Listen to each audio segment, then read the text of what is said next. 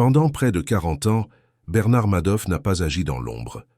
Il travaillait au cœur même de Wall Street.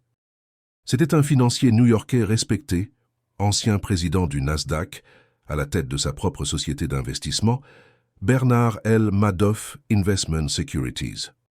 Il ne faisait pas de publicité, il ne cherchait pas de clients. Au contraire, les investisseurs faisaient la queue pour lui confier leur argent. Pourquoi? Parce qu'il promettait quelque chose de rare, des rendements réguliers autour de 10% par an, quels que soient les cracks, les crises ou la volatilité des marchés.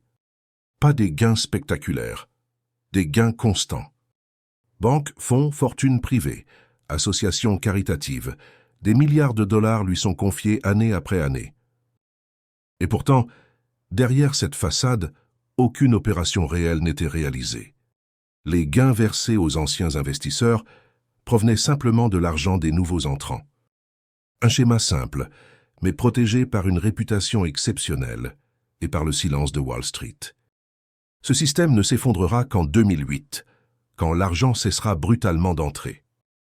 Pour comprendre comment Bernard Madoff a pu tromper Wall Street aussi longtemps, il faut d'abord comprendre qui il était aux yeux du système financier. Madoff n'était pas un marginal. Il commence sa carrière dans les années 60 à New York et fonde rapidement sa propre société de courtage. Au fil des décennies, il devient une figure centrale du milieu financier américain. Sa société est respectée. Il participe à la modernisation des marchés électroniques. Il siège dans des instances professionnelles. Il est même élu président du Nasdaq au début des années 90. Autrement dit, Madoff n'est pas un inconnu. Il est l'un des leurs. C'est cette position qui va tout rendre possible. Dans sa société, une partie de l'activité est parfaitement légale. Bernard Madoff dirige une entreprise de courtage qui exécute des ordres de bourse pour des clients et gagne de l'argent avec ses opérations réelles. Mais en parallèle, Madoff propose à certains clients triés sur le volet, un service beaucoup plus discret. Il gère leur argent directement. Il ne propose pas ses placements au grand public. Ce ne sont pas des produits accessibles à tous, avec des règles claires. Il gère l'argent dans un cercle fermé, réservé à quelques clients triés sur le volet.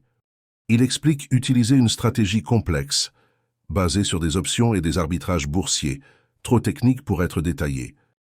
Et surtout, il impose une règle simple. On ne pose pas trop de questions. À ce stade, rien ne semble illégal. Rien ne déclenche d'alarme immédiate. Ceux qui insistent sont écartés. Ceux qui acceptent entrent dans un cercle présenté comme privilégié. Mais les fondations du piège sont déjà en place. Le mécanisme utilisé par Madoff est en réalité d'une simplicité déconcertante. Lorsqu'un investisseur lui confie de l'argent, cet argent n'est pas investi sur les marchés. Il n'y a pas d'achat d'actions, pas d'options, pas de stratégie sophistiquée. L'argent est simplement placé sur un compte bancaire. Quand un investisseur souhaite récupérer une partie de son capital, Madoff ne vend rien. Il paie ce retrait avec l'argent apporté par d'autres investisseurs. C'est ce qu'on appelle un système de Ponzi. Mais ce qui rend celui de Madoff unique, c'est qu'il ne repose pas sur le grand public.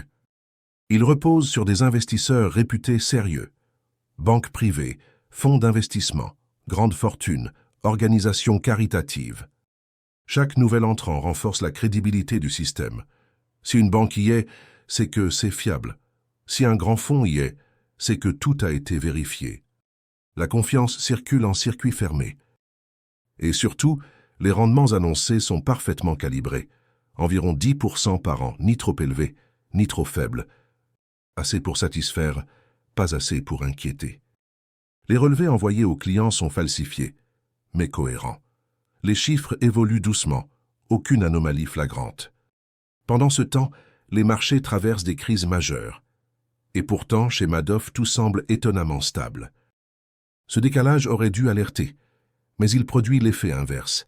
Il renforce l'aura du gestionnaire hors norme. Tant que l'argent entre, le système tient. Le problème, c'est qu'un jour, l'argent cesse d'entrer. Pendant des années, le système de Madoff tient pour une raison simple. Il y a toujours assez de nouveaux investisseurs pour payer ceux qui sortent. Mais en 2008, tout change. La crise financière éclate, les marchés s'effondrent, La peur s'installe partout. Et pour la première fois, les investisseurs ne veulent plus entrer. Ils veulent récupérer leur argent. En quelques semaines, les demandes de retrait explosent. Des milliards de dollars sont réclamés. Cette fois, Madoff ne peut plus faire semblant. Il n'y a pas assez d'argent disponible, parce qu'il n'y a jamais eu d'investissement réel derrière. Le 10 décembre 2008, Bernard Madoff convoque ses 2 fils. Il travaille dans sa société mais ne participe pas au système frauduleux. Il leur dit la vérité et leur explique que l'activité de gestion est une fraude massive, mise en place et étendue progressivement au fil des années. Le lendemain, ses fils alertent les autorités. Madoff est arrêté, il avoue tout. Les chiffres révélés sont vertigineux. Environ 65 milliards de dollars de faux relevés cumulés et des pertes réelles estimées à plusieurs dizaines de milliards. Des milliers de victimes, des fortunes détruites, des associations ruinées. En 2009, Bernard Madoff est condamné à 150 ans de prison. Il ne s'est pas enfui, il ne s'est pas battu. Le système était fini. Un système fondé uniquement sur la confiance ne survit jamais à la réalité. L'affaire Bernard Madoff ne parle pas seulement d'un homme, elle parle d'un système entier. Pendant des années, Madoff n'a pas survécu grâce à la naïveté de ses victimes, mais grâce à sa position, à sa réputation, et au fait que personne n'avait intérêt à poser trop de questions. Les investisseurs faisaient confiance à son nom.